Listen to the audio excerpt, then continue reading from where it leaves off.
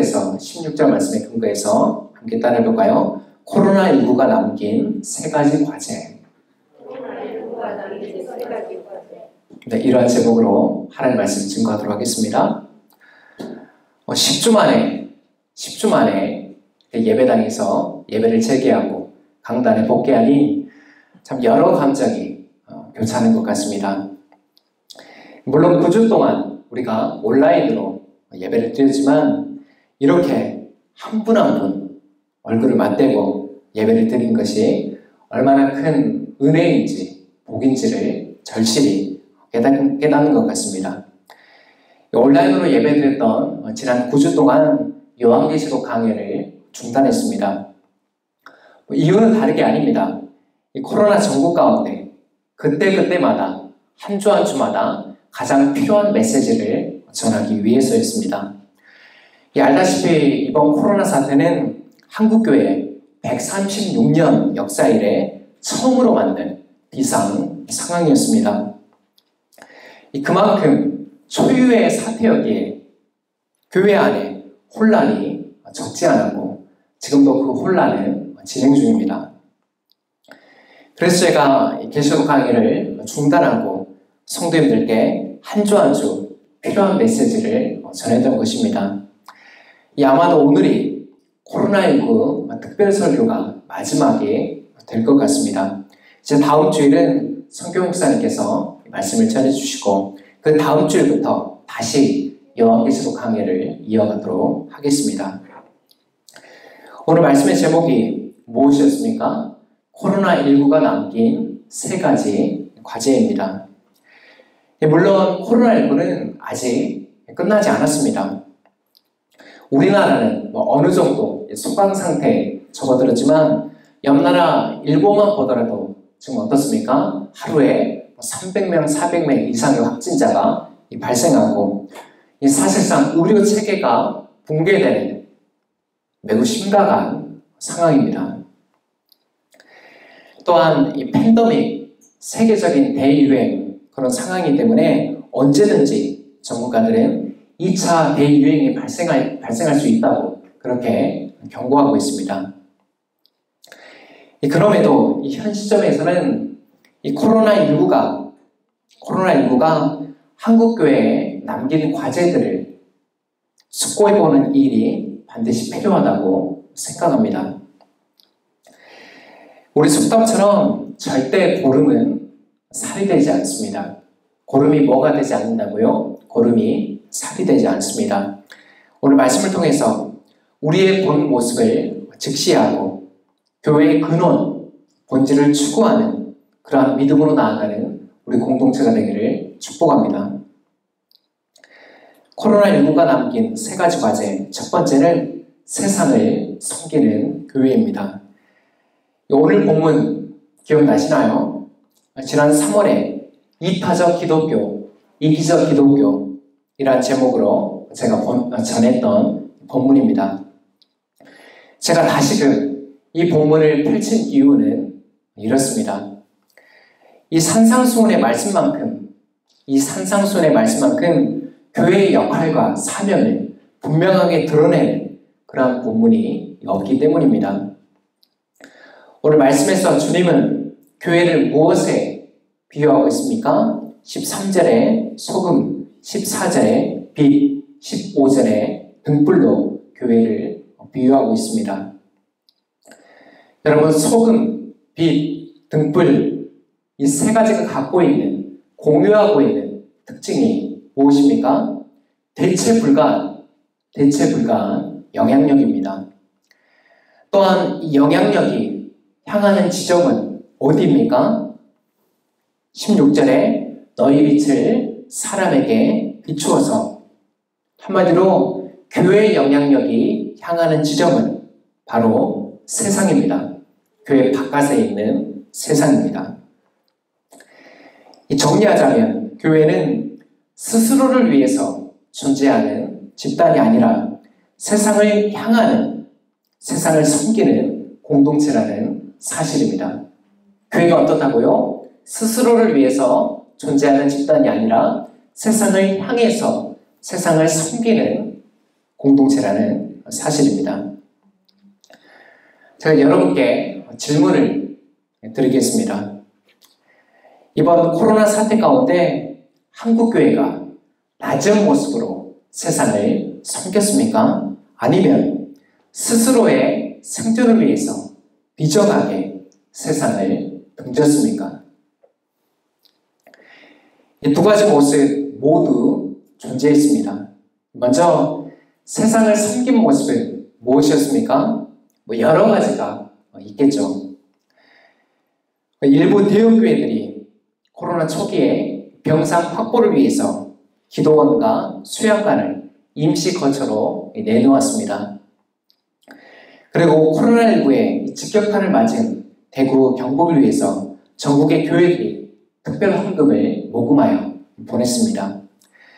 마스크 공급이 어려웠던 시기가 있었습니다. 지금은 이제 마스크 오브제로 일주일에 2개씩 약국에서 마스크를 구입할 수가 있고, 이제 다음 주부터는 3배씩으로 늘어난다고 그렇게 기사를 보았습니다.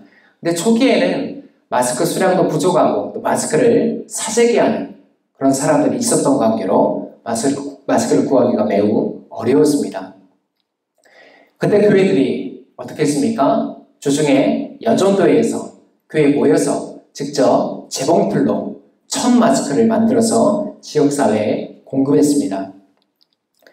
누가 시키지도 않았지만 이러한 교회의 모습들이 코로나19로 얼어붙은 우리 사회를 훈훈하게 만들어 주었습니다. 다음으로 이 세상을 비정하게 등진 모습도 있었습니다. 지난 2월이었죠. 이 대구 경북에서 코로나19가 한순간에 폭발적으로 증가했습니다. 그 원인이 어디에 있었습니까? 신천지의 집단 감염에 있었습니다.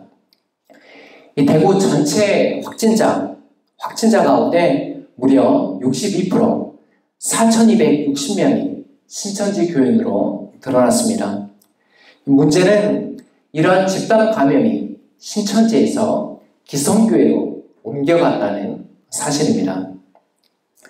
언론에 나온 대로 일부 교회들 안에서 집단 감염이 발생했습니다. 당시 정부에서 고강도 사회적 거리두기를 시행하고 있는 그런 상황이었습니다.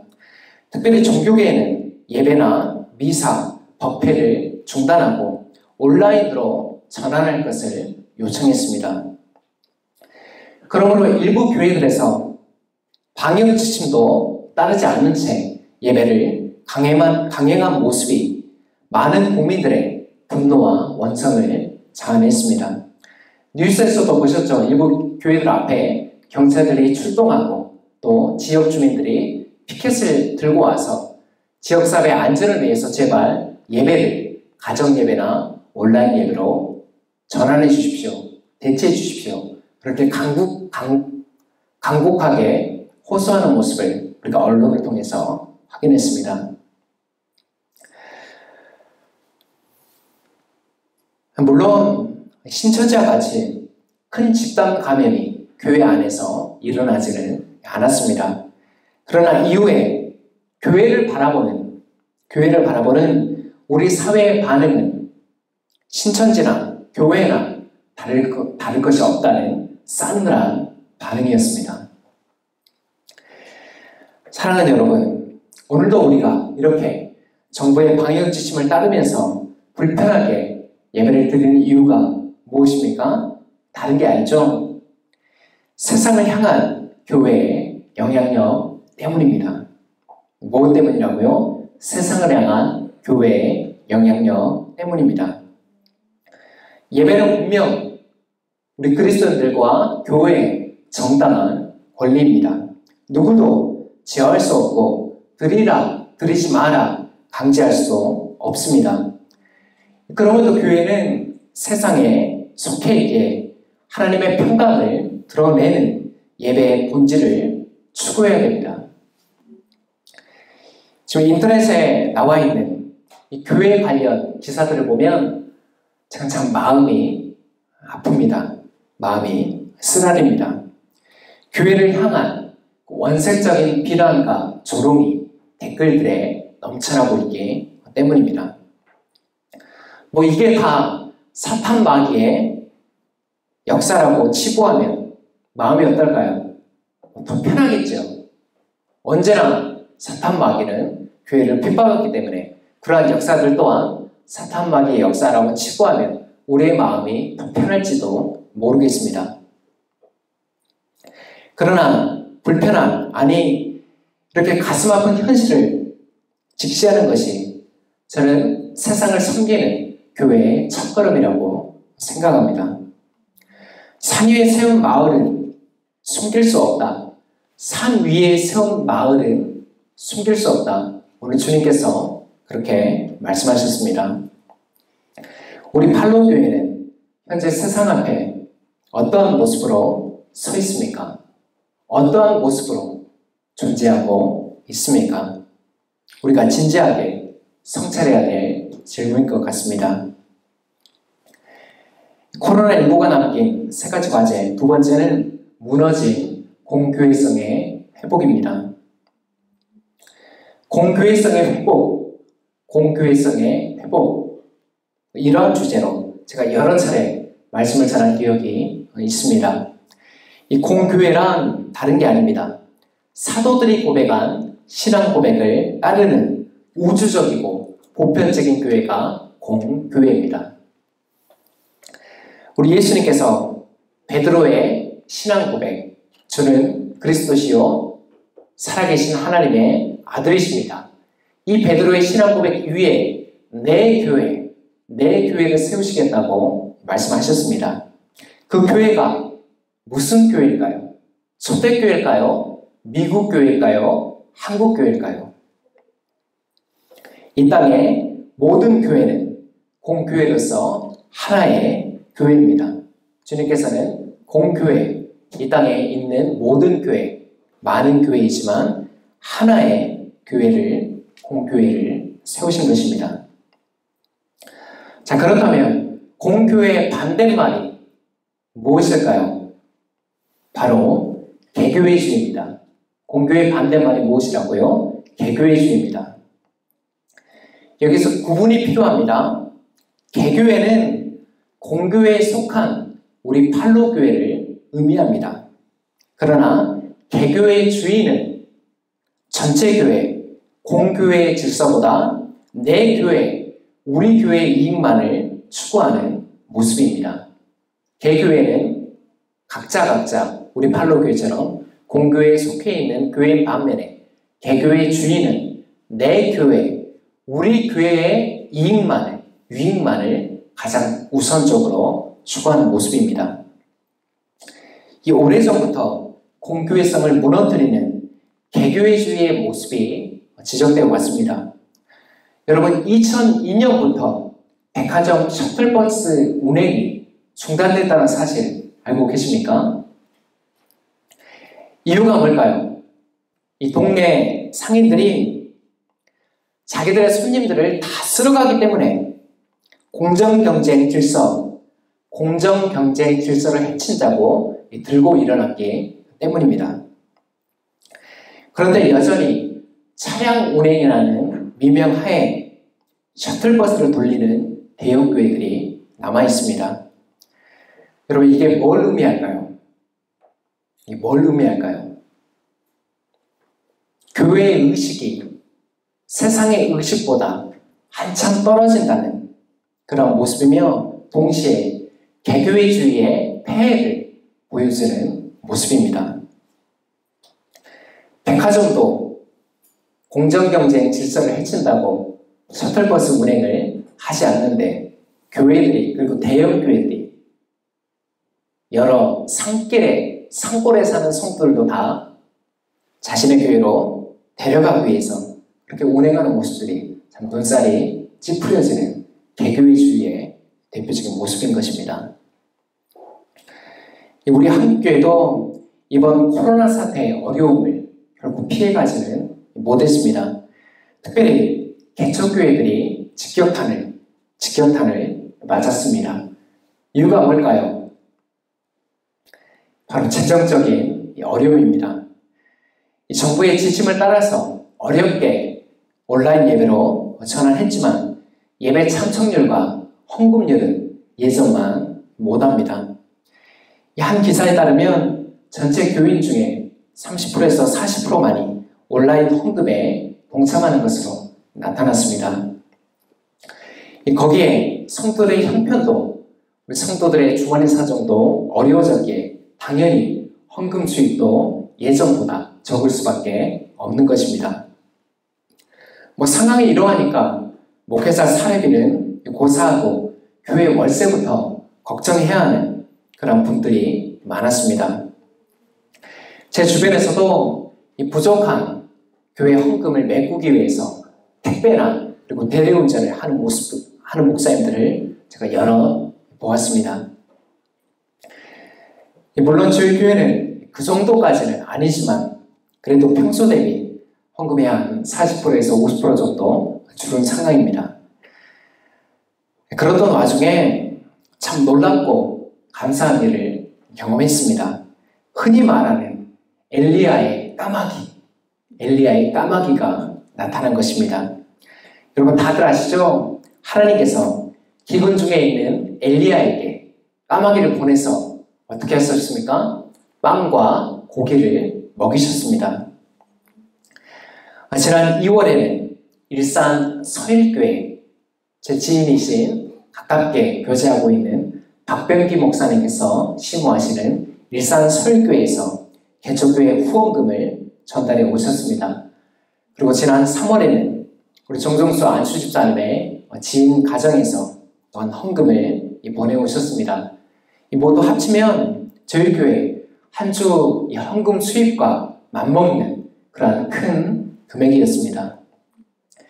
어쨌든 이러한 채우심으로 이 3월을 우리가 버텨낼 수가 있었습니다. 사랑하는 여러분, 이처럼 이 공교회성의 회복은 결국 멀리 있는 것이 아닙니다. 저도 코로나19 가운데 저보다 더 어려운 형편에 있는 목사님 몇 분에게 소정의 지원금을 보냈습니다.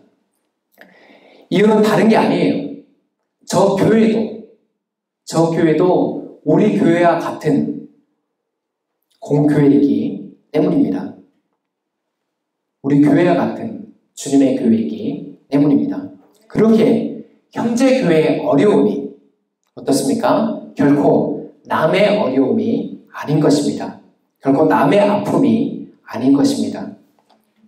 모두가 어려운 가운데 있지만 내 교회, 우리 교회가 아닌 하나님의 교회를 우선적으로 생각하는 교회들에서 저는 한국교회의 소망을 발견하게 됩니다. 이 한국교회의 무너진 생태계를 복원하는 일은 공교회성을 다시 세우는 일에 달렸다고 해도 과언이 아닌 것입니다. 여러분 기억나시죠? 우리 팔로교회도 그동안에 어땠습니까? 시골교회나 어려움을 만난 형제교회를 위해서 그 교회들을 섬기는 일에 작지만 애를 써왔습니다. 이 일은 우리의 은하, 자랑이 아니라 당연히 그리고 마땅히 해야 될 일인 것입니다. 또한 궁극적으로 무너진 공교회를 세우는 이름을 다시 한번 우리 마음에 새기기를 축복합니다. 코로나19가 남긴 세 가지 과제, 마지막은 반지성주의의 극복입니다. 여러분 이번 총선에서 야당이 참패한 이유가 무엇이었습니까? 바로 막말 파문이었습니다. 여러 가지가 있는데 또 중요한 것 중에 하나가 막말 파문이었습니다. 참 입에 담지도 못할 그럴 저질스러운 막말들과 5.18, 세월호 등 아직 아물지 않은 우리 현대사의 아픔을 그들은 쟁점으로 활용했습니다.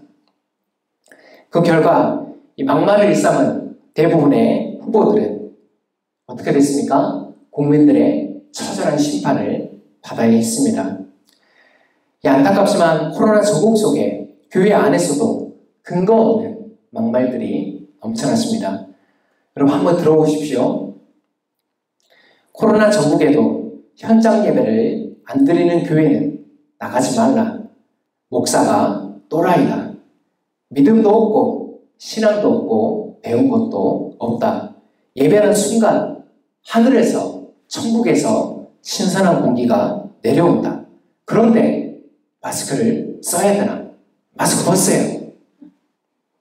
그 밖에도 중국에서 코로나 바이러스가 발생한 원인은 공산당 정권을 징계하는 하나님의 심판이라고 설교한 목사, 총리 이름이 세균이라는 이유 때문에 코로나가 들어왔다는 목사 등 아무 근거도 없고 농담으로도 안 할 이야기들을 버젓이 설교 강단에서 쏟아냈습니다. 그런데 참 가슴 아픈 현실이 뭔지 아세요? 이렇게 설교라고 부를 수 없는 말에 아멘, 아멘하며 응답하는 성도들이었습니다. 바로 이러한 모습들이 반지성주의의 대표적인 모습입니다. 여러분, 반지성주의가 뭐냐면 하나님께서 우리 인간에게 주신 지성을 배척하는 신앙입니다. 그러니까 교회에 나올 때 무엇을 집에 두고 오는 거예요? 지성을 집에다가 두고 나오는 신앙입니다. 여러분 기억하세요. 우리가 믿는 신앙은 지성이면 감천이다. 지성이면 감천이다. 다들 뜻 아시죠? 지성이면 감천이다가 결코 아닙니다. 아무 믿는 내용 없이 그냥 물 떠놓고 열심히 기도하는 그런 무속신앙이 아니라는 이야기입니다. 하나님께서 우리 인간에게 무엇을 주셨습니까? 사고할 수 있는 지성을 주셨고 당신의 말씀도 성경으로 기록하게 하셔서 우리에게 하나님의 말씀을 깨닫고 이해하게 만드셨습니다. 우리 예수님도 말씀하셨잖아요. 무엇이 너희를 자유케 하리라 말씀하셨습니까? 진리가 너희를 자유케 하리라. 그렇기 때문에 우리 신앙의 최종 권위는 바로 성경에, 하나님의 말씀인 성경에 있는 것입니다. 목사의 말도 아니고 교회의 전통도 아니고 다수결의 결정도 아닌 것입니다. 여전히 한국교회 안에는 미신적이고 비합리적인 관행들이 얼마나 많은지 모르겠습니다. 우리 가족들 중에, 우리 성도님들의 가족들 중에 저도 마찬가지입니다. 처가 식구들, 찾는 이들이 아직 하나님을 알지 못하는 찾는 이들이 많이 있습니다. 한번 상식적으로 생각을 해봅시다. 좀 전에 제가 언급한 그 목사님들의 막말을 지금 이 순간 제가 전하고 있고 그 영상이나 뉴스를 우리 가족들이 봤다면 우리를 참된 신앙인으로 인정하고 존경할까요? 아니면 광신자라고 혐오할까요? 굳이 답을 안 해도 되겠죠? 이처럼 반지성주의는 건강하고 균형 있는 신앙을 견지하기 위해서 우리가 반드시 극복해야 될 과제인 것입니다. 성도인 우리에게 가장 먼저 필요하고 다음으로 세상을 위해서 우리가 그리스도 앞으로 인도할 가족, 친구, 친지들을 위해서 꼭 극복해야 될 과제입니다. 여러분 들어보세요.